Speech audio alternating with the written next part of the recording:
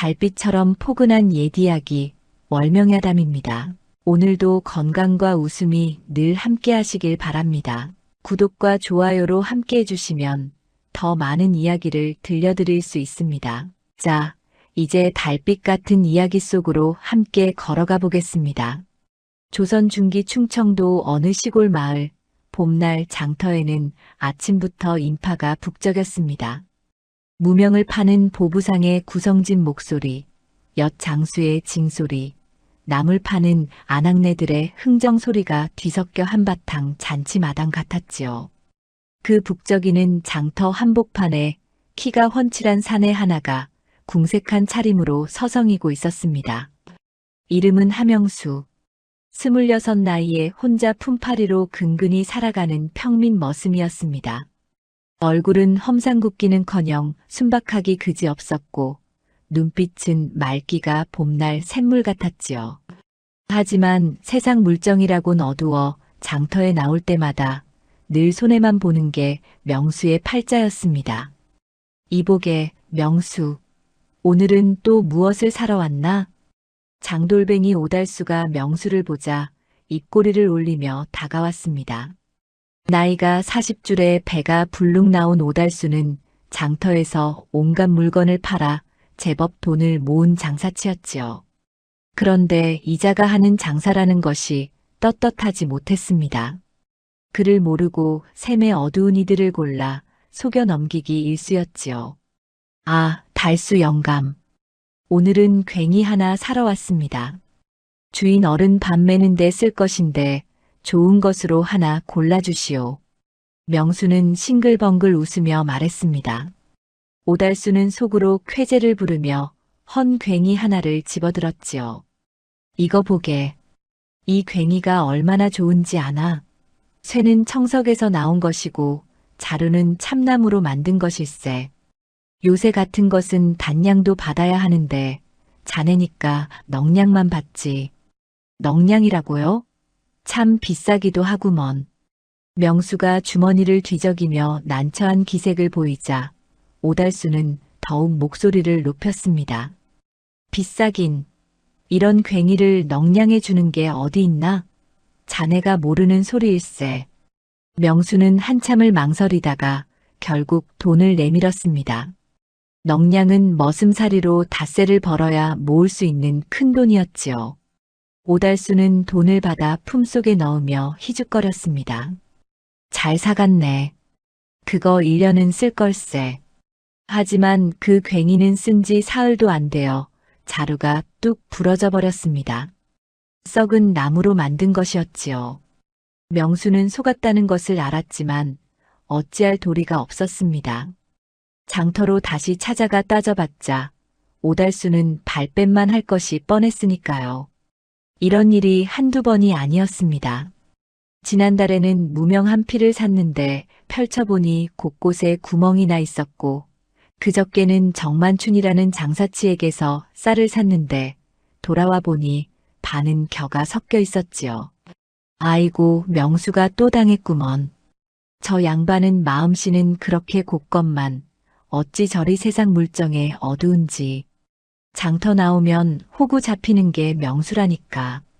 그를 모르고 샘도 어두우니 당할 수밖에. 장터 사람들은 명수를 보며 혀를 차고 고개를 저었습니다. 동정하는 이도 있었지만 대부분은 그저 어리석다며 비웃기만 했지요. 정만추는 오달수와 더불어 명수를 자주 속이는 장사치였습니다. 40살 남짓한 나이에 눈이 가늘고 교활한 기운이 역력했지요.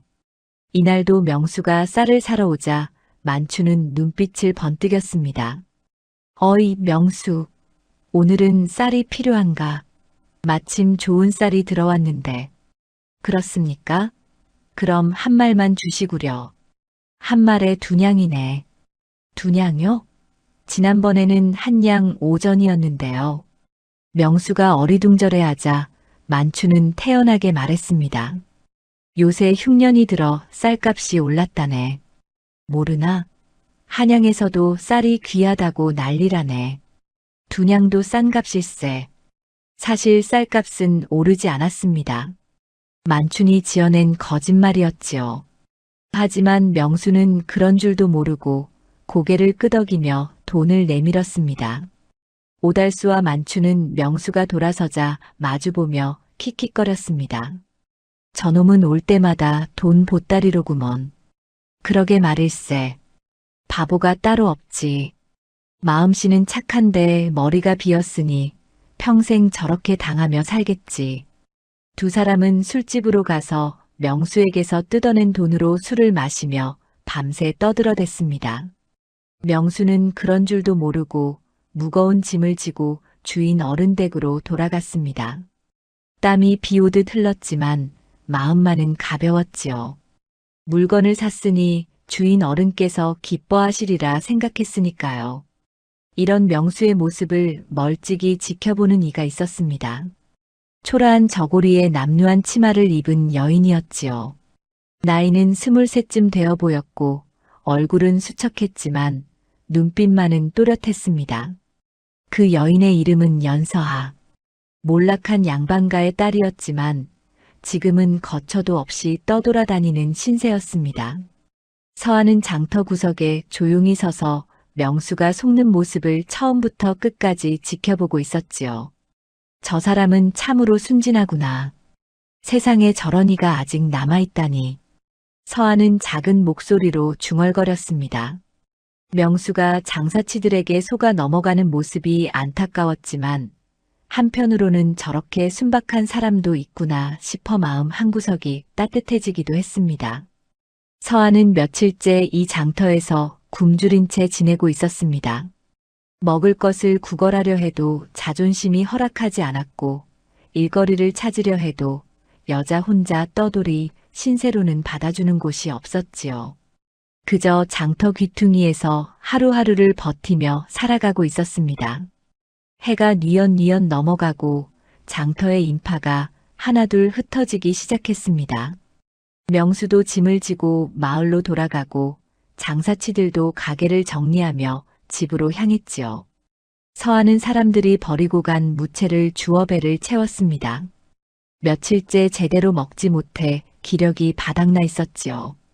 저 여인은 뭐하는 사람인가? 거지 같은데 집도 없이 떠도는 것 같더군.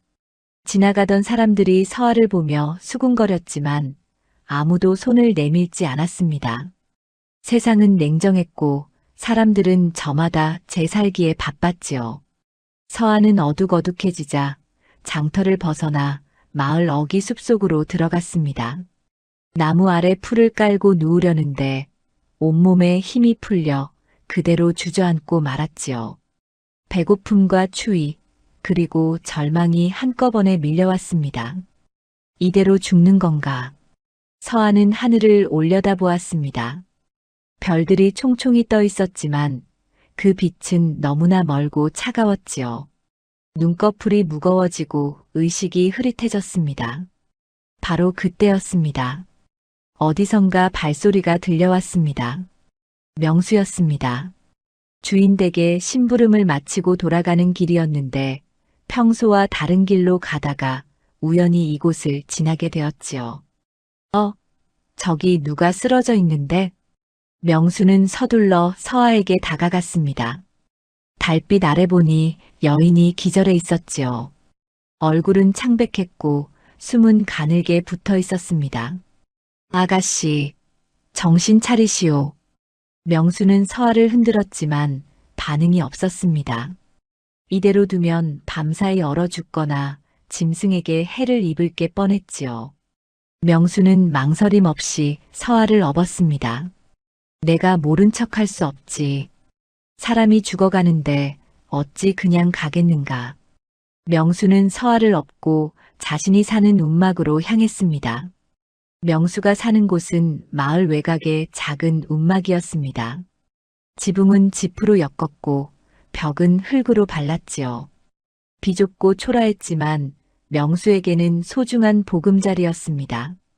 명수는 서하를 조심스럽게 방 안에 눕히고 부엌으로 가서 물을 끓였습니다. 그리고 남은 좁쌀로 죽을 쑤어 식힌 후 서하의 입에 한 술씩 떠 넣어 주었지요. 아가씨, 이거라도 드시오. 정신을 차려야 하지 않겠소. 따뜻한 죽이 입 안으로 들어가자 서아가 희미하게 눈을 떴습니다. 흐릿한 시야에 낯선 사내의 얼굴이 보였지요. 서아는 깜짝 놀라 몸을 움츠렸습니다. 누구시오? 놀라지 마시오. 나는 하명수라 하오. 숲에서 아가씨가 쓰러져 있기에 이리 데려온 것이오. 명수의 목소리는 부드러웠고 눈빛은 맑았습니다. 서아는 그제야 안심하고 죽을 한술 더 받아먹었지요. 고맙습니다. 천만에. 사람이 죽어가는데 모른 척할 수 있겠소? 서아는 죽을 다 먹고 나서야 기력을 조금 되찾았습니다. 명수는 자신의 누더기 이불을 꺼내 서아에게 덮어주었지요. 오늘 밤은 여기서 주무시오. 내일 아침 해가 뜨면 갈 곳을 찾아보시고. 정말 고맙습니다. 은혜를 어찌 갚아야 할지. 갚을 것 없소. 그저 무사하시면 돼요. 명수는 방 한구석에 자리를 잡고 누웠습니다. 서아는 누운 채로 명수를 바라보았지요. 저렇게 순박한 사람이 세상에 있다니. 장터에서 속아 넘어가던 모습이 떠올랐습니다. 명수는 어리석었지만 그 어리석음 속에 따뜻한 마음이 담겨 있었지요. 이튿날 아침 명수는 일찍 일어나 또 죽을 쑤었습니다. 서아도 잠에서 깨어 몸을 일으켰지요. 아가씨, 이거라도 잡수시오. 고맙습니다. 그런데 저는 이제 어디로 가야 할까요? 명수는 잠시 생각하다가 입을 열었습니다. 갈 곳이 없으시면 며칠 더 계시다가 가시오. 내 비록 가진 것은 없지만 죽 한 그릇쯤은 나눌 수 있소. 서아는 명수의 말에 놀랐습니다. 처음 보는 사람에게 이렇게 선뜻 손을 내밀다니. 세상에는 나쁜 사람만 있는 줄 알았는데 이런 사람도 있구나 싶었지요. 정말 괜찮겠습니까? 그럼요. 혼자 사는 것보다 둘이 사는 게 덜 외롭지 않겠소? 서아는 고개를 끄덕였습니다. 갈 곳도 없고 의지할 사람도 없었으니 명수의 제안이 고마웠지요. 그렇게 서아는 명수의 움막에 머물게 되었습니다. 며칠이 지났습니다. 서아는 명수가 매일 아침 일찍 나가 품을 팔고 저녁에 돌아오는 것을 보았습니다. 힘든 일이었지만 명수는 한 번도 불평하지 않았지요. 오히려 돌아오면 환하게 웃으며 서아에게 말을 건넸습니다. 아가씨, 오늘도 무탈하셨소? 예. 덕분에 잘 지냈습니다. 다행이요. 배고프시면 부엌에 죽이 있으니 드시오. 명수는 언제나 서아를 먼저 챙겼습니다. 자신은 굶어도 서아만큼은 먹여야 한다는 생각이었지요. 서아는 그런 명수를 보며 마음이 흔들렸습니다. 어느 날 저녁 서아는 용기를 내어 명수에게 물었습니다. 명수, 한 가지 물어봐도 되겠습니까? 그러시오. 왜 저를 도와주시는 겁니까? 저는 아무것도 갚아드릴 게 없는데. 명수는 잠시 생각하다가 대답했습니다. 갚아야 한다고 생각해 본 적이 없소. 그저 내 앞에 어려운 사람이 있으면 돕는 게 사람의 도리 아니겠소? 그래도 저는 모르는 사람인데 모르는 사람이라고 돕지 말라는 법이 어디 있소? 사람은 다 같은 사람이지 않소. 서아는 명수의 말에 눈시울이 붉어졌습니다. 이렇게 순수한 사람이 있다니. 세상에 이런 이가 남아있다니. 서아는 자신의 과거를 떠올렸습니다. 몰락한 양반가의 딸로 태어나 온갖 고초를 겪었지만 아무도 손을 내밀어주지 않았지요. 하지만 명수는 달랐습니다. 가진 것 없는 머슴이었지만 마음만은 어느 양반보다 고귀했지요. 명수, 고맙습니다. 정말 고맙습니다. 고마워할 것 없소. 우리 이웃이 되었으니 서로 돕는 게 당연하지 않소? 서아는 그날 밤 명수를 보며 생각했습니다. 이 사람만큼은 내가 지켜야겠다고. 이 순박한 사람이 세상에 속지 않도록 도와야겠다고 마음먹었지요. 마을 어귀에 사는 채노인은 명수와 서아의 모습을 멀리서 지켜보고 있었습니다. 이른이 넘은 노인으로 마을에서 존경받는 어른이었지요. 어느 날 채노인은 명수를 불러 말했습니다. 명수야, 내가 여인 하나를 돌보고 있다면서? 예, 어르신. 길에 쓰러진 것을 그냥 둘 수 없어서요. 참 기특한 마음이구나. 하지만 조심해야 한다. 세상 사람들 입이 무섭단다. 괜찮습니다, 어르신. 저는 떳떳하니까요.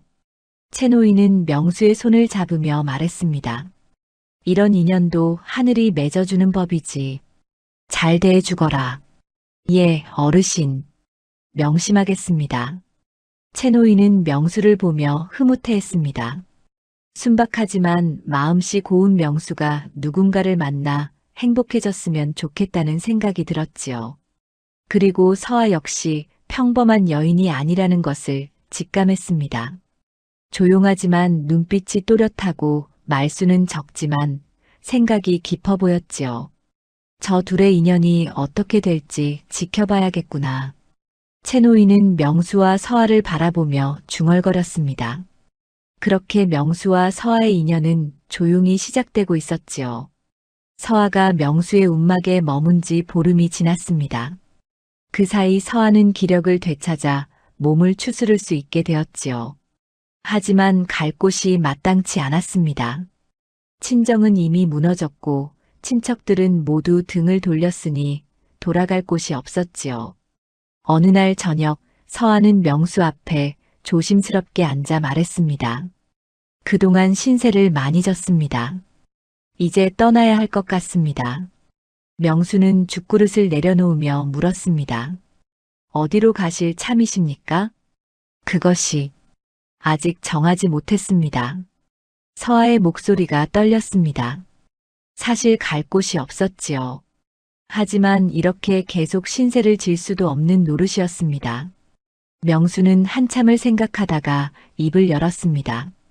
낭자, 만약 괜찮으시다면 저와 함께 사시는 건 어떻겠습니까? 예. 서아는 깜짝 놀라 명수를 쳐다보았습니다.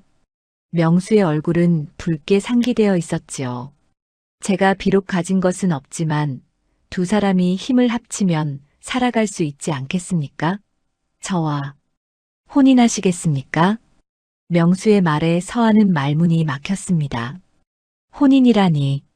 한때는 양반가의 규수로 화려한 혼례를 꿈꾸기도 했지만 이제는 그런 것을 바랄 처지가 아니었지요. 하지만 명수는 달랐습니다. 비록 가난한 머슴이었지만 마음만큼은 어느 양반보다 고귀했습니다. 제가 과분한 제안입니다. 과분하다니요. 아가씨 같은 분이 제게 오신다면 그게 제게는 큰 복이지요. 서아는 고개를 숙였습니다. 명수의 진심이 느껴졌지요. 이 사람은 진정으로 자신을 아껴주고 있었습니다. 갈 곳도 없고 의지할 사람도 없는 자신에게 손을 내밀어준 유일한 사람이었지요. 좋습니다. 명수와 함께 살겠습니다. 서아의 대답에 명수의 얼굴이 환하게 밝아졌습니다. 그날 밤 두 사람은 촛불 아래에서 서로를 바라보며 앞으로의 삶을 이야기했습니다. 사흘 뒤 마을 어귀에서 소박한 혼례가 치러졌습니다. 화려한 혼례복도 없었고 잔치상도 변변치 않았지만 두 사람의 마음만큼은 진실했지요. 채노인이 주례를 서주었고 마을 사람 몇몇이 증인으로 참석했습니다. 이제 두 사람은 부부가 되었다. 서로 의지하며 백년해로 하거라. 채노인의 말에 명수와 서아는 서로를 향해 큰 절을 올렸습니다. 예식은 간소했지만 두 사람의 눈빛에는 진심이 담겨 있었지요. 혼례를 치른 후 서아는 머리를 올려 쪽머리를 틀고 비녀를 꽂았습니다. 비녀는 명수가 장터에서 산 것으로 은으로 만든 화려한 것은 아니었지만 나무를 깎아 정성스럽게 만든 것이었지요. 서아는 그 비녀를 소중히 머리에 꽂았습니다. 어떻습니까, 서방님? 아름답습니다. 세상에서 가장 아름답습니다. 명수는 서아를 보며 환하게 웃었습니다. 서아 역시 수줍게 미소 지었지요. 가난했지만 두 사람은 행복했습니다. 서아는 움막을 정갈하게 꾸미기 시작했습니다. 바닥에 깔았던 거친 멍석을 걷어내고 새 멍석을 깔았습니다. 벽에는 한지를 발라 깨끗하게 만들었고 부엌도 말끔히 정리했지요. 가진 것은 없었지만 서아의 손길이 닿으니 움막이 집처럼 느껴졌습니다. 이제 제대로 된 집 같구먼. 명수는 깨끗해진 움막을 둘러보며 감탄했습니다. 서아는 그런 명수를 보며 흐뭇해했지요. 서방님이 벌어오시면 제가 살림을 꾸려나가겠습니다. 고맙습니다. 당신이 있으니 든든합니다. 혼인 후에도 명수는 여전히 품을 팔러 나갔습니다. 그리고 장터에 들러 필요한 물건을 사오곤 했지요. 하지만 예전과 다를 것이 하나도 없었습니다. 여전히 장사치들에게 속아 넘어가기 일쑤였지요. 어느 날 명수가 장터에서 돌아왔는데 손에 낡은 솥 하나를 들고 있었습니다. 이것 보십시오. 솥을 샀습니다. 얼마에 사셨습니까? 2냥입니다. 장사치가 새 솥이라고 하기에 샀지요. 서아는 솥을 살펴보았습니다. 바닥에 구멍이 나 있었고 곳곳에 녹이 슬어 있었지요. 새 솥이 아니라 버려진 솥을 주워다 판 것이 분명했습니다. 서방님, 이건 쓸 수 없는 솥입니다. 예. 하지만 장사치가 새 솥이라고. 속으신 겁니다. 명수는 그제야 깨달았습니다. 또 속았구나. 서아는 명수의 실망한 표정을 보며 가슴이 아팠지만 겉으로는 내색하지 않았습니다. 괜찮습니다. 제가 기워서 쓰겠습니다. 그럴 수 있겠습니까? 걱정 마십시오. 방법이 있습니다. 서아는 솥을 받아들고 부엌으로 갔습니다. 그리고 곰곰이 생각했지요.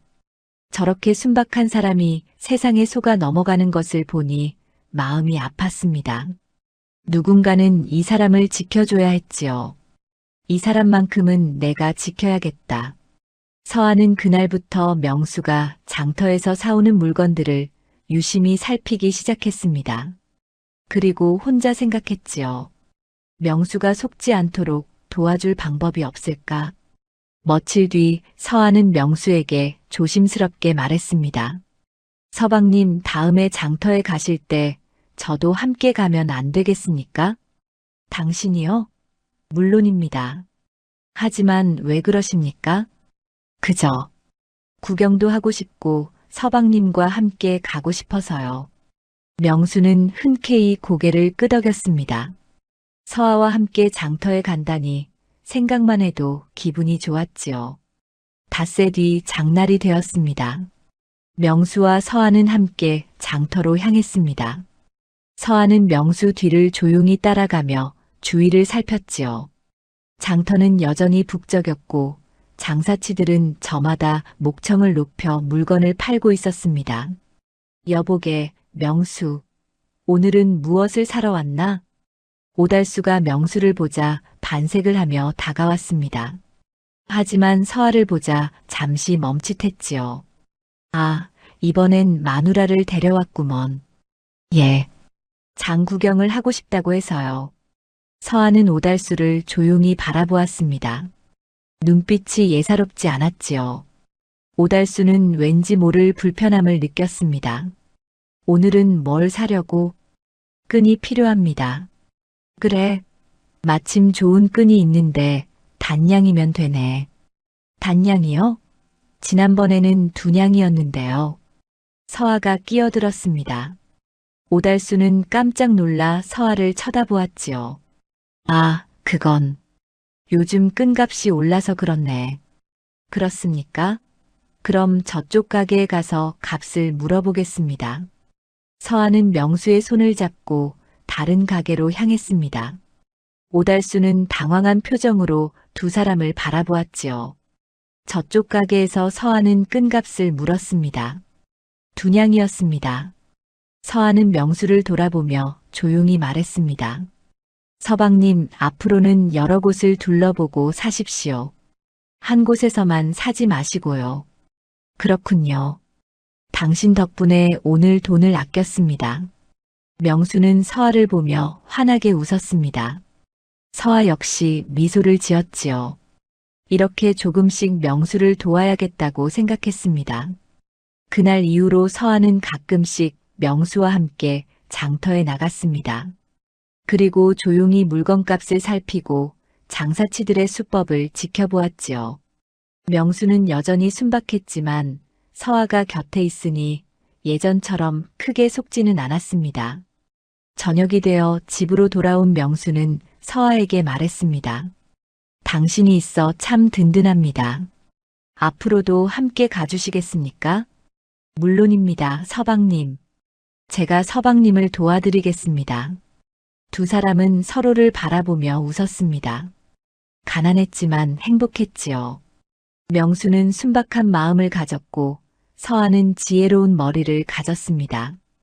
두 사람이 함께라면 어떤 어려움도 이겨낼 수 있을 것 같았습니다. 달빛이 움막을 고요히 비추었습니다. 명수와 서아는 서로의 손을 꼭 잡고 앞으로의 삶을 꿈꾸었지요. 비록 지금은 가난하지만 함께라면 행복할 수 있다는 것을 두 사람은 알고 있었습니다. 채노이는 멀리서 두 사람의 움막을 바라보며 중얼거렸습니다. 참 잘 어울리는 부부로구나. 저 둘이 함께라면 앞으로 좋은 일이 있을 게다. 노인의 말대로 명수와 서아의 삶에는 새로운 시작이 기다리고 있었습니다. 서아는 명수와 혼인한 지 한 달이 지나면서 장터의 흐름을 조금씩 파악하기 시작했습니다. 장날이 되면 명수와 함께 나가거나 혹은 마을 아낙네들과 함께 장을 보러 다니면서 사람들의 이야기를 귀담아 들었지요. 들었소? 오달수가 또 누굴 속였다던데. 그러게 말이오. 저번에는 새부치 값을 2배로 불려 팔았다더군. 정만춘도 만만찮소. 곡식대를 속여서 장사한다는 소문이 파다하던데. 아낙네들의 수다 속에는 장터의 비밀이 숨어 있었습니다. 서아는 그 이야기들을 놓치지 않고 귀담아 들었지요. 누가 어떤 수법으로 사람들을 속이는지, 언제 물건값이 오르고 내리는지, 어느 장사치가 믿을 만한지를 하나하나 머릿속에 새겨 넣었습니다. 어느 날 서아는 장터 한편에서 오달수가 명수에게 낡은 괭이를 파는 모습을 지켜보았습니다. 오달수는 썩은 자루를 숨기고 쇠 부분만 보여주며 새 물건인 양 속이고 있었지요. 넉냥이라고 했군. 하지만 저 괭이는 기껏해야 한 양 값도 안 될 텐데. 서아는 그 장면을 눈에 담아두었습니다. 날짜와 물건, 그리고 값을 머릿속에 새겼지요. 집으로 돌아오는 길에도 서아는 계속 생각했습니다. 이번 달에만 서방님이 3번이나 속았어. 괭이에서 넉냥, 무명에서 2냥, 쌀에서 닷전. 합하면 6냥 닷전이군. 서아의 머릿속에는 주파날이 저절로 굴러갔습니다. 양반집 교수로 자랄 때 배운 셈법이 이렇게 쓰일 줄은 몰랐지요. 해가 지고 명수가 일을 마치고 돌아오면 서아는 저녁을 차려주며 하루를 물었습니다. 서방님, 오늘은 어떠셨습니까? 힘들긴 했지만 괜찮았소. 내일은 장터에 가서 배를 좀 사야겠소. 배를 사신다고요? 그렇죠. 겨울옷을 지어야 할 것 아니오. 서아는 고개를 끄덕이며 속으로 생각했습니다. 배를 사러 간다면 또 속을 것이 뻔했지요. 무엇인가 해야 했습니다. 그날 밤 서아는 명수가 잠든 후 조용히 일어났습니다. 달빛이 창호지 문을 통해 희미하게 들어왔지요. 서아는 부엌으로 가서 숨겨두었던 낡은 종이 한 장을 꺼냈습니다. 양반집에서 살 때 쓰던 편지지였습니다. 서아는 먹을 갈아 붓을 들었지요. 떨리는 손으로 글자를 하나하나 적어 내려갔습니다. 4월 초닷새. 오달수에게 괭이를 샀다. 넉냥을 주었다. 나흘 만에 자루가 부러졌다. 4월 보름. 정만춘에게 쌀 한 마를 샀다. 두냥을 주었다. 반은 겨였다. 5월 초사흘. 오달수에게 무명 한 피를 샀다. 두냥 닷전을 주었다. 구멍이 여럿 나 있었다. 서하는 명수가 당한 일들을 날짜와 함께 적어 나갔습니다. 누가 무엇을 얼마에 팔았고 그 물건이 어떻게 불량했는지를 빠짐없이 기록했지요. 종이가 부족하면 나무 판자에 수추로 적기도 했습니다. 보름이 지나자 서하의 기록은 제법 두툼해졌습니다. 오달수와 정만춘이 명수를 속인 횟수만 10번이 넘었고 명수가 손해본 돈은 합쳐서 20냥이 넘었지요. 20냥이면 쌀 20말은 살 수 있는 돈이야. 이건 그냥 넘어갈 일이 아니야. 서하는 종이를 소중히 접어 장롱 깊숙한 곳에 숨겨두었습니다. 언젠가 이 기록이 쓰일 날이 올 것이라 믿었지요. 어느 날 명수가 장터에서 돌아오는데 얼굴이 어두웠습니다. 서하는 무슨 일인지 물었지요. 서방님 무슨 일이십니까? 오늘 또 속은 것 같소. 무엇을 사셨는데요? 낫을 샀는데 집에 와서 보니 날이 이가 나가 있소. 명수는 낫을 내밀었습니다. 서하가 살펴보니 날 끝이 여러 곳 부러져 있었지요. 쓸 수 없는 물건이었습니다. 얼마를 주셨습니까? 넉냥입니다. 서하는 속으로 한숨을 쉬었습니다. 또 넉냥이었습니다. 오달수가 가장 자주 쓰는 값이었지요. 오달수에게 사셨습니까? 어떻게 아셨소? 제가 짐작한 것입니다. 서하는 그날 밤에도 기록을 남겼습니다. 5월 25세, 낮, 넉냥, 날에 이 여럿 나감. 오달수의 이름 옆에는 벌써 12개의 기록이 쌓여 있었지요. 며칠 뒤 서하는 시장에서 채노인을 만났습니다. 노인은 서하를 보더니 반갑게 손을 흔들었지요. 며느리 장 보러 나왔구먼. 예, 어르신. 안녕하십니까? 명수는 잘 있나? 덕분에 잘 지내고 있습니다. 채노인은 서하를 유심히 바라보았습니다. 처음 보았을 때보다 얼굴에 생기가 돌았지만 눈빛 깊은 곳에는 무언가 고민이 서려 있는 듯 했지요. 무슨 걱정이라도 있나? 아닙니다, 어르신. 숨기지 말거라. 늙은이 눈은 다 본단다. 서하는 잠시 망설이다가 조심스럽게 입을 열었습니다. 어르신, 한 가지 여쭤봐도 되겠습니까? 그래, 무엇이든 물어보거라. 만약 누군가 계속해서 나쁜 일을 한다면 그것을 어떻게 해야 할까요? 채노인은 서하의 말뜻을 알아챘습니다. 명수가 또 속았구나. 예, 한두 번이 아닙니다. 그래서 며느리가 무엇인가 하려는 게로구나. 서하는 고개를 끄덕였습니다. 채노인은 수염을 쓰다듬으며 말했지요. 옳은 일을 하려면 증거가 있어야 한다. 말만으로는 부족하지. 그것은 제게 있습니다.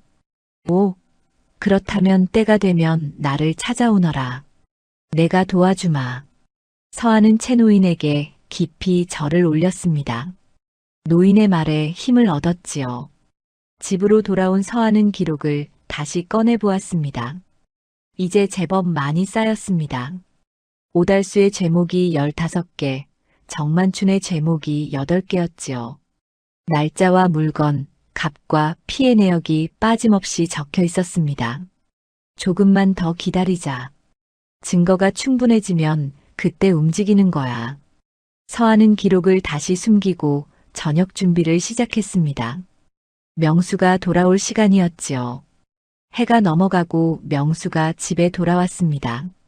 오늘도 하루 종일 품을 팔아 지쳐 보였지만 서하를 보자 환하게 웃었지요. 다녀왔소. 수고하셨습니다. 어서 씻고 저녁 드십시오. 고맙소. 당신이 있어 집에 오는 게 즐겁소. 명수는 서하가 차려준 저녁상을 받으며 행복해했습니다. 비록 반찬은 나물과 된장뿐이었지만 서하와 함께하는 저녁이 세상에서 가장 맛있었지요. 서한은 명수를 바라보며 속으로 다짐했습니다. 이 사람만큼은 내가 지킬 거야. 더 이상 세상에 속지 않도록 내가 곁에서 지켜주는 거야. 달이 떠올랐습니다. 움막 밖에서는 귀뚜라미 소리가 들려왔지요. 명수와 서한은 서로의 손을 잡고 앉아 있었습니다. 말은 없었지만 두 사람의 마음은 통하고 있었습니다. 서하의 기록은 날이 갈수록 두터워졌습니다. 그리고 머지않아 그 기록이 빛을 발할 날이 올 것이었습니다. 서하가 기록을 시작한 지 2달이 지났습니다. 종이 여러 장에 빼곡히 적힌 내용은 이제 오달수와 정만춘의 죄목을 낱낱이 밝힐 만큼 충분했지요. 서하는 장날 아침 일찍 일어나 기록을 보자기에 조심스럽게 싸서 품에 안았습니다. 어디 가시오? 명수가 눈을 비비며 물었습니다. 서하는 환하게 웃으며 대답했지요. 잠깐 제 어르신 댁에 다녀오겠습니다. 무슨 일이라도 그저 여쭤볼 것이 있어서요. 금방 돌아오겠습니다. 명수는 고개를 끄덕이고 다시 잠자리에 누웠습니다. 서하는 문을 나서며 품속의 보자기를 다시 한번 확인했지요. 채노인의 집은 마을 어귀에 있었습니다. 기와집은 아니었지만 초가집 치고는 제법 큰 편이었지요. 서하가 문 앞에 서자 안에서 기침소리가 들려왔습니다. 누구신가? 어르신 하명수의 아내인 안악 서하입니다. 오, 며느리로구나. 들어오너라. 서하는 마당으로 들어가 채노인에게 깊이 절을 올렸습니다. 노인은 마루에 앉아 서하를 맞이했지요. 이른 아침에 무슨 일로 왔나? 어르신께 보여드릴 것이 있어 왔습니다. 서하는 품에서 보자기를 꺼내 조심스럽게 풀었습니다. 그 안에는 서하가 2달 동안 적어온 기록이 고스란히 담겨 있었지요. 채노인은 종이를 받아들고 하나하나 살펴보기 시작했습니다. 6월 초사흘, 오달수에게 삼배 한 필, 단양, 배에 구멍이 있었음. 6월 열흘, 정만춘에게 보리 한 말, 두냥, 절반이 쭉정이었음. 7월 보름, 오달수에게 낫, 넉냥, 날이 무디고 자루가 썩었음. 채노인의 표정이 점점 굳어졌습니다. 기록은 계속되었고 오달수와 정만춘이 저지른 사기 행각이 날짜와 함께 빠짐없이 적혀 있었지요. 이걸 며느리가 다 적었단 말이냐? 예, 어르신. 서방님께서 당한 일을 하나도 빠뜨리지 않고 적었습니다. 채노인은 한참을 말없이 기록을 들여다보았습니다. 그리고 고개를 끄덕이며 말했지요. 이 정도면 충분하다. 저 간사한 놈들의 죄를 밝히기에 넉넉하고도 남는구나. 어르신, 이걸로 무엇을 할 수 있을까요? 내게 맡기거라. 내가 장터 사람들에게 하나씩 확인해 보마. 채노인은 그날부터 움직이기 시작했습니다. 장터에 나가 물건을 사고 팔았던 사람들을 하나씩 찾아다니며 서하의 기록을 확인했지요. 여보게, 자네 6월 초사흘에 명수가 오달수에게서 삼배를 샀다는데 기억하나? 그럼 기억하지요. 그날 내가 옆에 있었는데 오달수가 단량을 받더군요. 그 배가 어땠나? 집에 가서 펼쳐보니 구멍이 숭숭 나 있었다고 명수가 한탄하던 게 생각나오. 채노인은 이런 식으로 하나하나 증언을 모았습니다. 서하의 기록은 모두 사실이었고 장터 사람들도 그 일을 기억하고 있었지요. 보름이 지났습니다. 장날이 돌아왔고 채노인은 장터 한복판에 자리를 잡았습니다. 그리고 큰 소리로 사람들을 불러 모았지요. 여러분, 잠시 이리 모여보시오. 사람들이 하나둘 모여들기 시작했습니다. 무슨 일인가 싶어 구경꾼들이 몰려들었지요. 오달수와 정만춘도 무슨 일인가 싶어 슬금슬금 다가왔습니다. 오늘 여러분께 말씀드릴 것이 있소이다. 채노인은 품에서 서하의 기록을 꺼내 들었습니다. 그리고 또렷한 목소리로 읽기 시작했지요.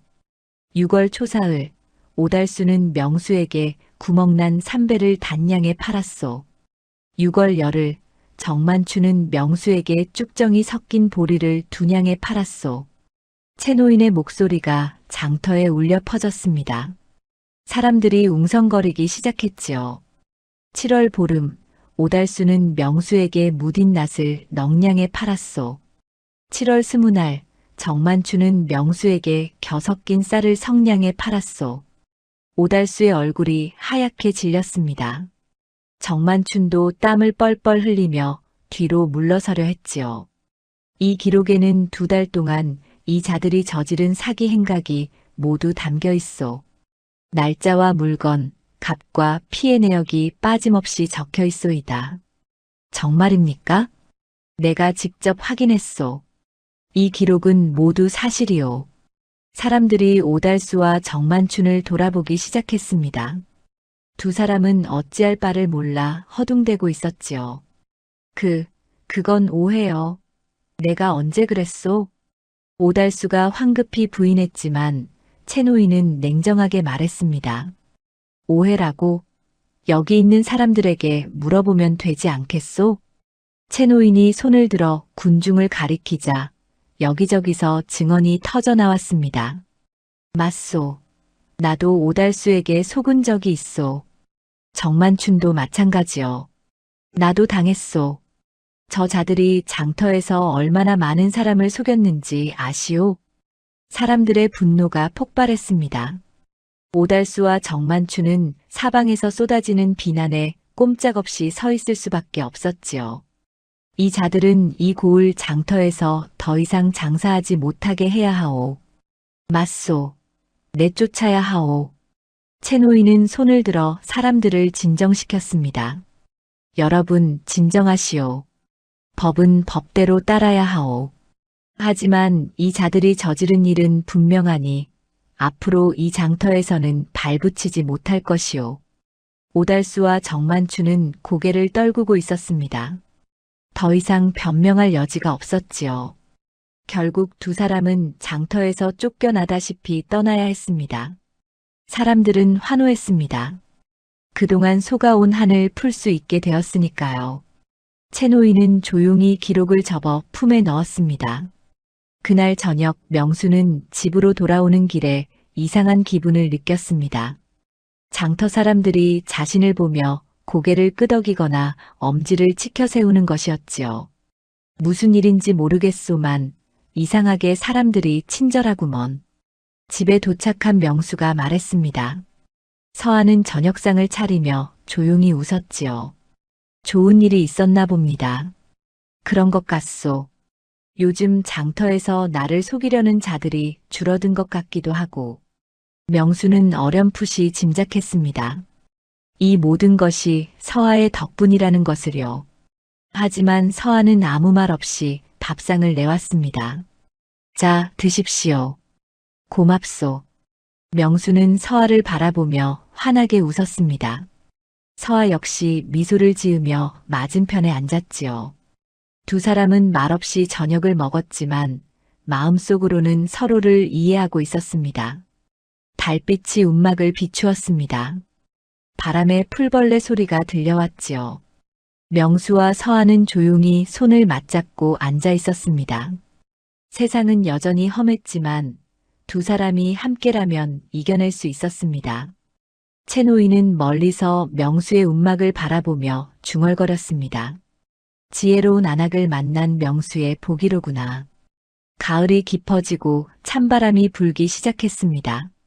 명수와 서아의 살림은 여전히 넉넉하지 않았지만 2 사람은 서로 의지하며 하루하루를 보내고 있었지요. 서아는 낮에는 살림을 돌보고 밤에는 명수가 돌아오기를 기다렸습니다. 어느 날 밤 명수가 품팔이를 마치고 돌아왔습니다. 서아는 평소와 달리 무언가 마음에 걸리는 듯한 표정이었지요. 저녁상을 받으며 명수가 물었습니다. 무슨 일이요? 오늘따라 안색이 좋지 않은 것 같은데. 아닙니다. 그저 조금 생각할 일이 있어서요. 서아는 고개를 저었지만 명수는 서아의 마음이 편치 않다는 것을 알 수 있었습니다. 저녁을 먹고 난 뒤 두 사람은 마루에 나란히 앉았습니다. 달빛이 마당을 환하게 비추고 있었지요. 한참을 말없이 앉아있던 서아가 조심스럽게 입을 열었습니다. 서방님, 제게 말씀드릴 것이 있습니다.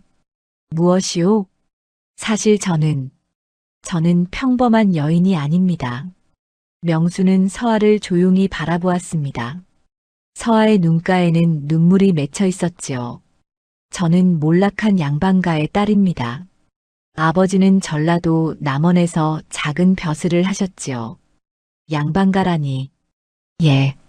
어릴 적에는 부족한 것 없이 자랐습니다. 글도 배우고 예법도 익혔지요. 하지만 아버지께서 돌아가신 후 모든 것이 달라졌습니다. 서아는 떨리는 목소리로 이야기를 이어갔습니다. 친족인 윤태경이라는 자가 아버지의 벗을 팔아 집안의 재산을 가로챘다는 것, 어머니와 서아를 내쫓으려 했다는 것, 결국 서아는 하인으로 팔려갈 위기에서 몸을 피해 도망쳤다는 것을요.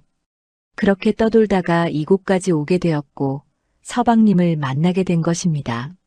명수는 서아의 손을 꼭 잡았습니다. 힘드셨겠소. 서방님, 저를 속인 것 같아 죄스럽습니다. 제 신분을 숨긴 채 혼인을 한 것이 속였다니요. 당신은 아무 잘못이 없소. 세상이 잘못된 것이지. 명수의 말에 서아는 눈물을 흘렸습니다. 그동안 혼자 짊어지고 있던 무거운 짐을 내려놓는 것 같았지요. 고맙습니다. 이해해 주셔서. 이제는 제가 당신을 지켜드리겠소. 그 윤태경이라는 자가 누구든 더 이상 당신을 괴롭히지 못하게 하겠소. 두 사람은 서로를 끌어안았습니다. 달빛 아래에서 두 사람의 그림자가 하나로 겹쳐졌지요. 며칠이 지났습니다. 명수는 장터에 나갔다가 이상한 소문을 들었습니다. 들었나? 근처 고을에 큰 세도가가 새로 들어왔다던데. 그래. 누군데? 윤태경이라는 자라던데. 돈이 많고 권세도 있다더군. 명수는 그 이름을 듣는 순간 온몸이 굳었습니다. 서아가 말했던 바로 그 이름이었지요. 명수는 서둘러 집으로 돌아갔습니다. 여보, 큰일입니다. 무슨 일이십니까? 윤태경이라는 자가 근처 고을에 자리를 잡았다고 합니다. 서아의 얼굴이 하얗게 질렸습니다. 품에서 힘이 빠져 그 자리에 주저앉을 뻔했지요. 명수가 황급히 서아를 부축했습니다. 여보, 괜찮소? 그럴 리가. 왜 하필 이곳에? 서아는 떨리는 목소리로 중얼거렸습니다. 도망쳐 나온 지 1년이 넘었는데 윤태경이 이렇게 가까운 곳에 나타나다니 믿을 수가 없었지요. 그날 밤 명수는 채노인을 찾아갔습니다. 사태가 심각했기에 어른의 조언이 필요했지요. 어르신, 큰일 났습니다. 명수는 서아의 과거와 윤태경의 등장에 대해 모두 이야기했습니다. 채노인은 심각한 표정으로 듣고 있었지요. 그자가 이 근처에 왔다니. 좋지 않은 일이로구나. 어르신, 어찌하면 좋겠습니까? 일단은 조심해야 한다.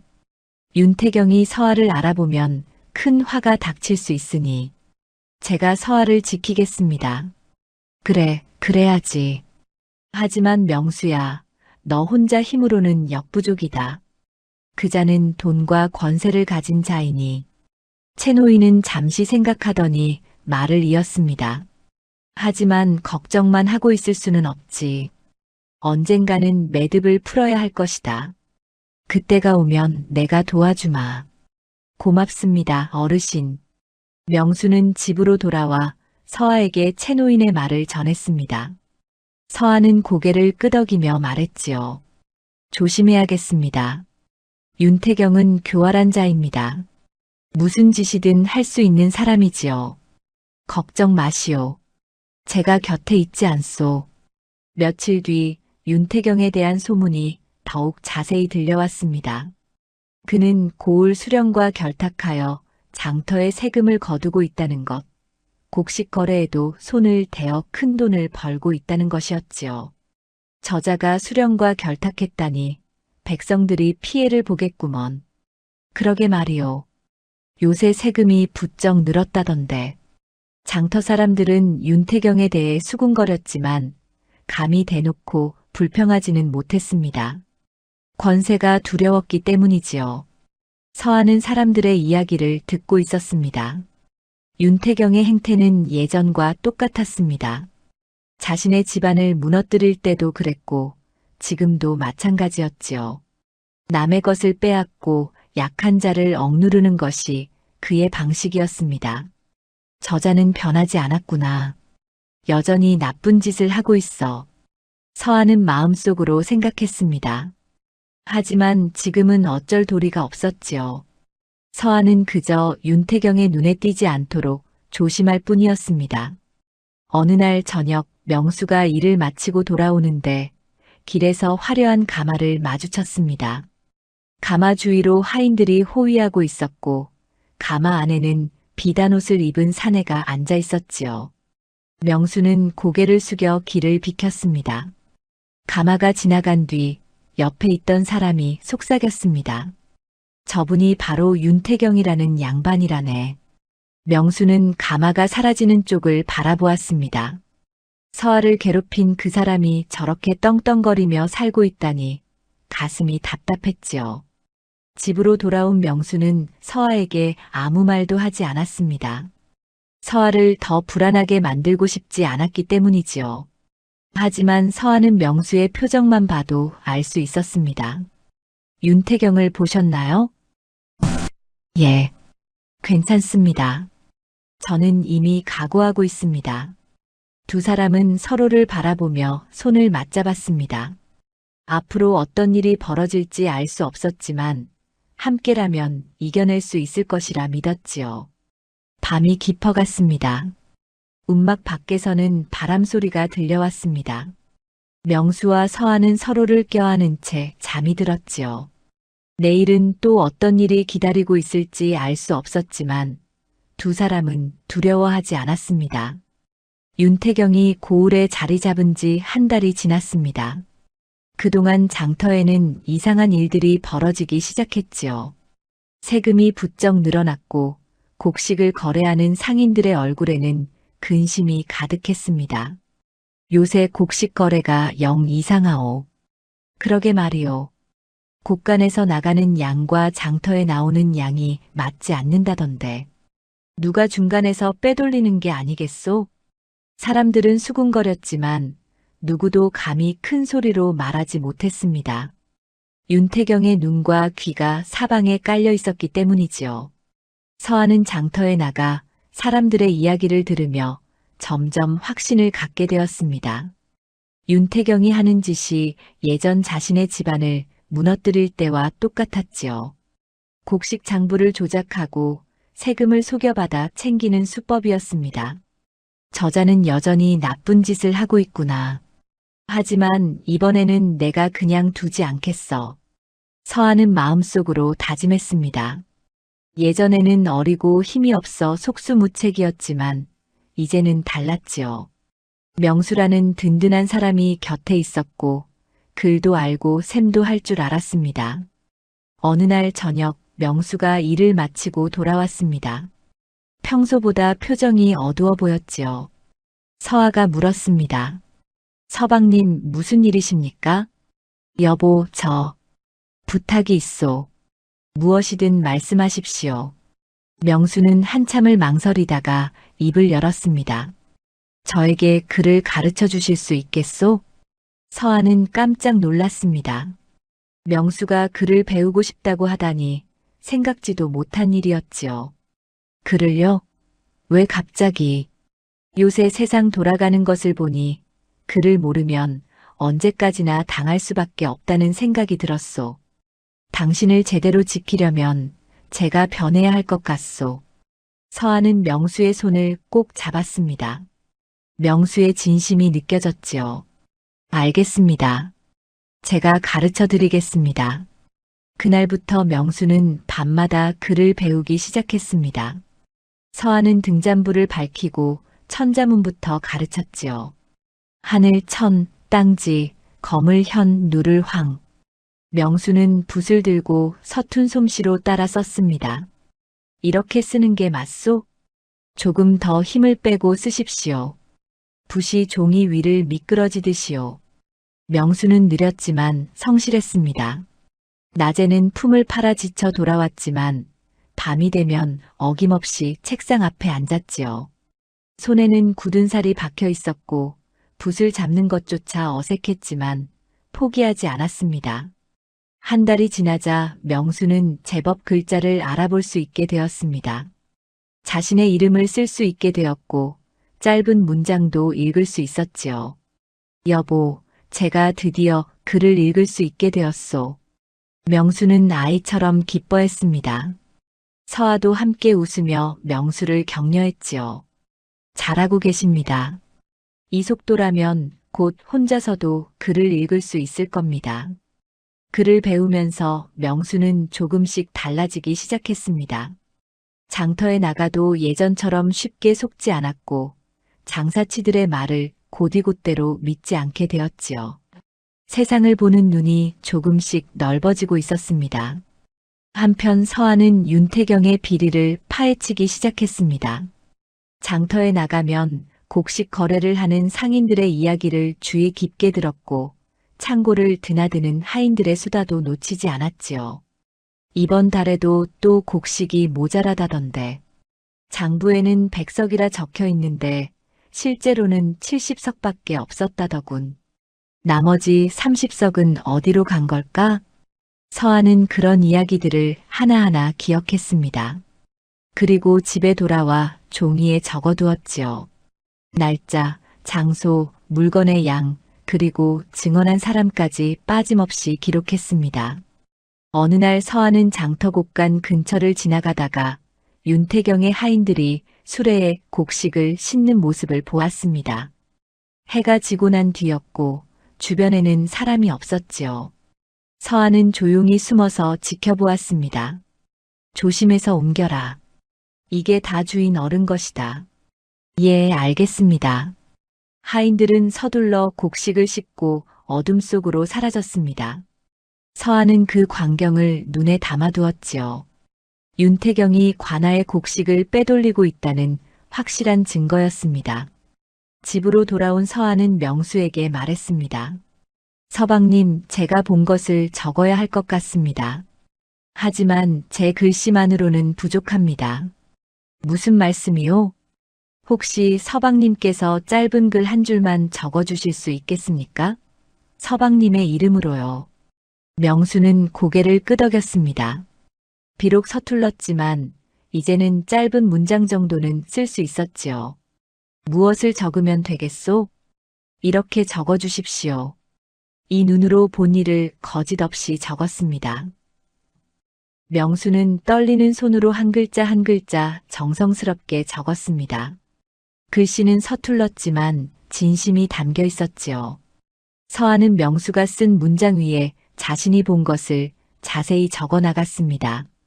8월 보름날 밤, 윤태경의 하인들이 관아 곡간에서 곡식을 실어 갔다. 술의 세대 분량이었다. 증인은 나 연서아와 남편 하명수이다. 서아의 기록은 날이 갈수록 쌓여갔습니다. 윤태경이 곡식을 빼돌린 날짜, 양, 방법이 모두 적혀 있었지요. 그리고 명수가 쓴 짧은 문장이 그 기록에 힘을 실어주었습니다. 한 달 뒤 서한은 채노인을 찾아갔습니다. 보자기에 싼 기록을 품에 안고서 말이지요. 어르신, 보여드릴 것이 있습니다. 채노인은 서아의 기록을 받아보고 놀라움을 감추지 못했습니다. 이게 정말이냐? 예, 모두 제 눈으로 본 것입니다. 남편도 함께 증언할 수 있습니다. 윤태경의 비리가 이 정도였다니. 하지만 며느리, 이것을 어찌하려느냐? 관아에 알려야 합니다. 이대로 두면 백성들만 피해를 보게 됩니다. 채노인은 심각한 표정으로 고개를 끄덕였습니다. 옳은 말이다. 하지만 윤태경은 수령과 가까운 사이다. 함부로 움직였다가는 오히려 우리가 화를 입을 수 있다. 그럼 어찌해야 합니까? 때를 기다려야 한다. 기회가 올 것이다. 그때까지 이 기록을 잘 보관하거라. 서한은 고개를 숙여 절을 올렸습니다. 채노인의 조언을 따르기로 했지요. 그날 밤 서한은 명수에게 말했습니다. 서방님, 조금만 더 기다리면 됩니다. 우리가 모은 증거로 윤태경의 죄를 밝힐 수 있을 겁니다. 당신을 믿소. 당신이 하자는 대로 하겠소. 두 사람은 서로를 바라보며 미소 지었습니다. 앞으로 험난한 길이 기다리고 있었지만 함께라면 이겨낼 수 있다고 믿었지요. 명수는 이제 그를 아는 사람이 되었고 서한은 지혜로운 안악이 되어 있었습니다. 두 사람의 힘이 합쳐지면 세상을 바꿀 수 있을 것 같았습니다. 겨울이 다가오고 있었습니다. 서하가 윤태경의 비리를 기록한 지도 석 달이 넘었지요. 기회는 뜻밖의 곳에서 찾아왔습니다. 어느 날 아침 장터에 새로운 소문이 퍼졌습니다. 한양에서 암행어사가 내려온다는 것이었지요. 백성들의 고충을 살피고 탐과 놀이를 벌하기 위해서라고 했습니다. 서한은 그 소문을 듣자마자 채노인을 찾아갔습니다. 어르신, 기회가 왔습니다. 암행어사 말이로구나. 예. 이때가 아니면 윤태경의 죄를 밝힐 수 없을 것입니다. 채노인은 고개를 끄덕이며 수염을 쓰다듬었습니다. 옳은 말이다. 하지만 어사에게 어찌 닿을 수 있겠느냐? 제가 직접 찾아가겠습니다. 서하의 눈빛은 단호했습니다. 채노인은 잠시 생각하더니 말했지요. 좋다. 내가 도와주마. 며느리가 적은 기록을 상소 형식으로 다듬어야 할 것이다. 그날부터 서하와 채노인은 밤낮으로 상소문을 작성했습니다. 서하가 모은 증거를 날짜별로 정리하고 증인의 이름을 빠짐없이 적었지요. 채노인은 상소문의 격식을 가르쳐 주었고 서하는 정성스럽게 베껴 썼습니다. 명수도 함께했습니다. 비록 글씨는 서툴렀지만 상소문 끝에 자신의 이름과 함께 한 줄을 적었지요. 소인 하명수는 이 눈으로 본 일을 거짓 없이 적었습니다. 사흘 뒤 암행어사가 고을에 도착했다는 소식이 들려왔습니다. 서하는 상소문을 품에 안고 관아로 향했습니다. 명수와 채노인도 함께였지요. 관아 앞에는 백성들이 몰려들어 있었습니다. 누구나 억울한 사연을 하소연하려는 이들이었지요. 서하는 그 사이를 비집고 들어가 관아 문을 두드렸습니다. 무슨 일이냐? 문지기가 퉁명스럽게 물었습니다. 어사나리께 올릴 상소가 있습니다. 상소? 너 같은 계집이 무슨 상소를 올린다는 게냐? 이것은 백성의 억울함을 담은 글입니다. 부디 전해주십시오. 서하는 상소문을 내밀었습니다. 문지기는 코웃음을 쳤지만 상소문에 적힌 글씨를 보고는 표정이 달라졌지요. 글씨가 단정하고 내용이 조리 있었기 때문입니다. 잠깐 기다려라. 문지기는 상소문을 들고 안으로 들어갔습니다. 한참이 지나자 다시 나와서 말했지요. 들어가거라. 어사나리께서 직접 만나보신다고 하셨다. 서하는 명수와 함께 관아 안으로 들어갔습니다. 대청마루에는 30대 중반쯤 되어 보이는 사내가 앉아 있었지요. 관복을 입고 있었지만 표정은 온화했습니다. 내가 이 상소를 올린 자냐? 예, 그렇습니다. 내용을 읽어보았다. 윤태경이라는 자가 관아의 곡식을 빼돌리고 세금을 속여받았다는 것인데 모두 사실이냐? 예, 모두 제 눈으로 본 것이고 남편도 함께 증언할 수 있습니다. 어사는 명수를 바라보았습니다. 명수는 고개를 숙여 절을 올렸지요. 소인이 상소문 끝에 적은 자입니다. 모두 사실입니다. 어사는 상소문을 다시 한번 찬찬히 읽었습니다. 날짜와 장소, 물건의 양과 증인까지 빠짐없이 적혀 있었지요. 이것이 거짓이라면 이렇게 자세히 적을 수 없었을 것입니다. 좋다. 내가 직접 조사하겠다. 어사는 즉시 윤태경을 불러들였습니다. 그리고 관아의 곡간 장부를 가져오게 했지요. 윤태경은 당당하게 들어왔지만 상소문을 보자 얼굴이 하얗게 질렸습니다. 이것은 모두 거짓입니다. 천한 것들의 모함입니다. 모함이라고? 그렇다면 장부를 대조해보면 되지 않겠느냐? 어사는 차분하게 말했습니다. 그리고 곡간 관리를 불러 실제 곡식의 양을 세게 했지요. 장부에는 500석이라 적혀 있었지만 실제로는 300석밖에 없었습니다. 이것을 어찌 설명하겠느냐? 그것은 윤태경은 말을 잇지 못했습니다. 어사는 장터 사람들도 불러 증언을 들었지요. 서하의 상소문에 적힌 날짜에 윤태경의 하인들이 곡식을 실어가는 것을 본 사람이 여럿 있었습니다. 충분하다. 윤태경, 너는 관아의 곡식을 빼돌리고 백성의 세금을 속여받은 죄로 파직되고 재산을 몰수한다. 어사나리, 저에게 기회를 주십시오. 윤태경은 바닥에 엎드려 애원했지만 소용없었습니다. 어사의 명은 엄중했지요. 또한 과거에 연씨 집안을 무너뜨리고 재산을 가로챈 죄도 함께 밝혀졌다. 연씨 집안의 재산은 마땅히 돌려주어야 할 것이다. 서하는 그 말을 듣고 눈물을 흘렸습니다. 오랜 세월 동안 품었던 한이 풀리는 순간이었지요. 명수는 서하의 손을 꼭 잡아주었습니다. 여보, 당신이 해냈소. 아닙니다. 서방님이 함께 해주셨기에 가능한 일이었습니다. 사흘 뒤 고을에는 새로운 소식이 퍼졌습니다. 윤태경이 처벌받고 재산을 몰수당했으며 연씨 집안의 재산이 서하에게 돌아온다는 것이었지요.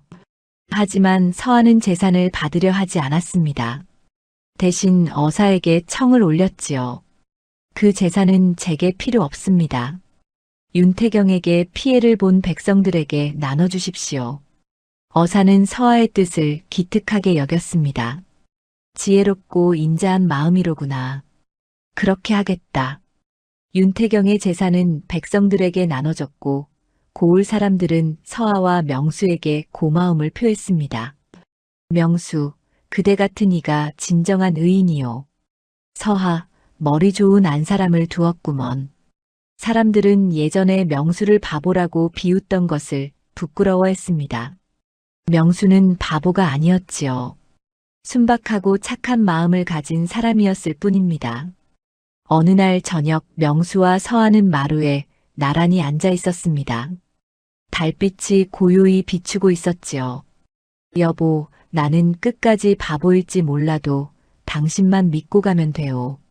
명수가 웃으며 말했습니다. 서하는 명수의 손을 잡으며 대답했지요. 서방님은 처음부터 바보가 아니었습니다. 세상에 드문 착한 사람일 뿐이지요. 두 사람은 서로를 바라보며 미소 지었습니다. 그리고 다음 날 함께 장터로 향했지요. 이번에는 명수가 서하와 함께 값을 흥정하며 물건을 샀습니다. 더 이상 속지 않았습니다. 장터 사람들은 두 사람을 보며 말했습니다. 저 부부를 보게. 서로를 채우며 사는 참 좋은 부부로세. 명수와 서하는 손을 맞잡고 걸어갔습니다. 앞으로도 힘든 일이 있을 것이지만 함께라면 이겨낼 수 있었지요. 순박한 남편과 지혜로운 아내가 만나 이루어낸 작은 기적이었습니다.